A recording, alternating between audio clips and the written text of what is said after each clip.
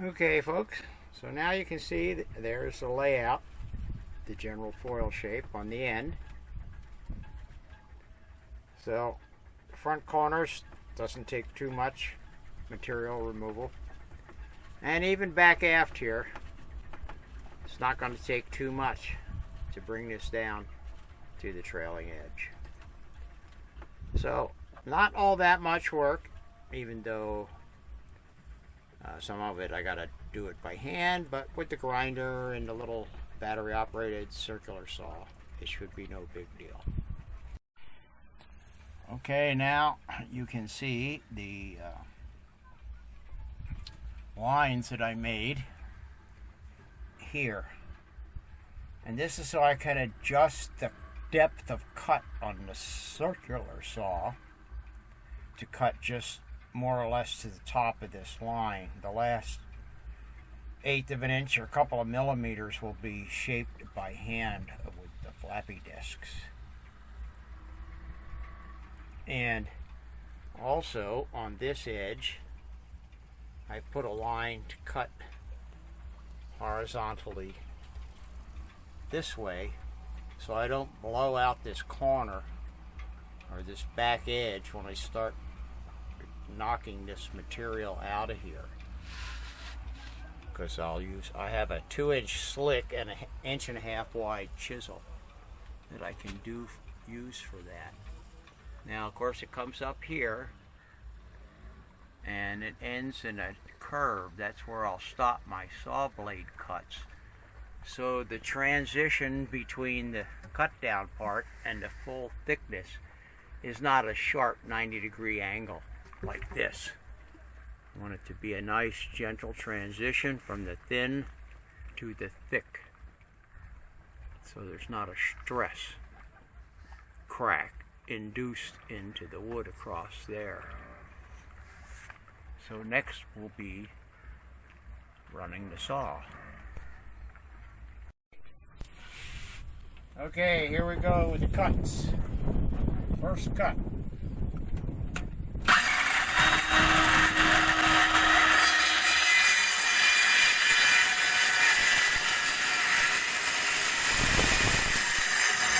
And I'm going to check to make sure that I'm not going too deep. Okay, that's good.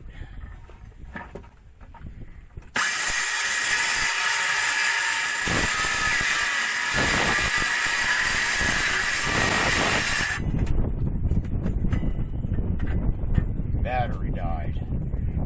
I desperately need new batteries, but since these are proprietary to Home Depot, I've been unable to find them, Ryobi, anywhere. I got some adapters, and I actually had to buy a DeWalt drill motor with batteries and a charger, but I can use those batteries in the adapter. Will fit my Ryobi tools. Anyway, you get the idea. I'll cut these all and probably stop for the day because I'm going to start losing light. That's it for now. Okay, there we are with the initial cuts. Trailing edge and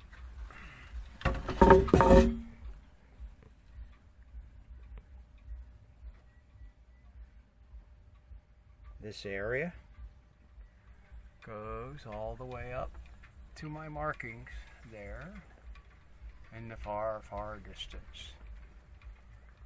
Now I'm going to run out of light here pretty soon, so I'm going to pick this as a stopping point, and then it'll be hammer and chisel time. Okay folks, here I am again. The tools of the trade.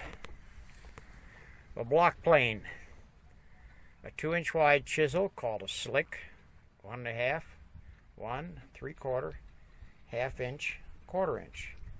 This 1/2 inch and the 2-inch slick I managed to pick up at a swap meet in Southern California. At least 40 years ago, maybe a little 40 one 42 years ago. And they were cheap because the guy didn't know what he had. The others I bought at a hardware store in California, and they were quite a bit more expensive. Then over there, of course, is a trusty old grinder with the flapper disc, 40 grit. That will be for shaping. After I get done removing the bulk of the material with the chisels.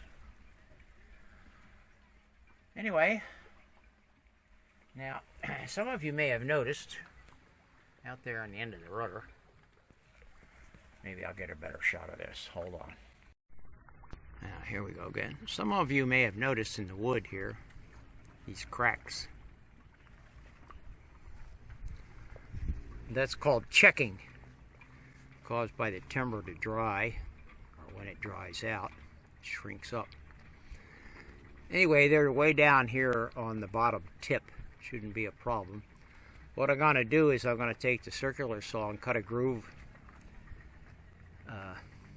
in there.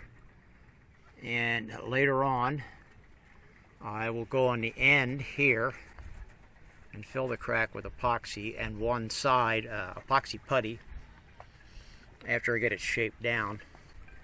And then I will pour epoxy down in those cracks to seal them up and to hold it all together, although I don't think that's going to be a real problem.